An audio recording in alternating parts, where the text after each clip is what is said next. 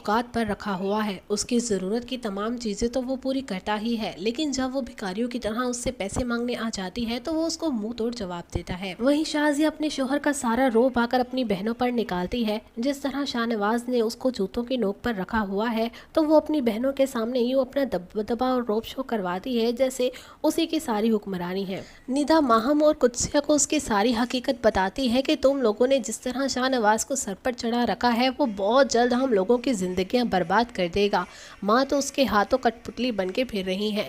शाहनवाज दूर दूर तक नहीं चाहता है कि इस घर में उसके अलावा कोई और दामाद आए और इस घर में उसके अलावा किसी और की हुक्मरानी हो। शाहनवाज ने कुदसिया का रिश्ता तो जू जू करके ख़त्म कर दिया है, लेकिन एक और आने वाला रिश्ता भी ख़त्म होने के बाद क्या कुदसिया अपने लिए स्टैंड ले पाएगी? क्या निदा उसको फोर्स कर पाएगी कि तुम इस घर से भाग जाओ और अपने लिए एक अच्छा सा रिश्ता ढूंढ के शादी कर लो? क्योंकि अगर तुम इस घर में रही तो ये शाहनवाज भाई तो तुम्हारा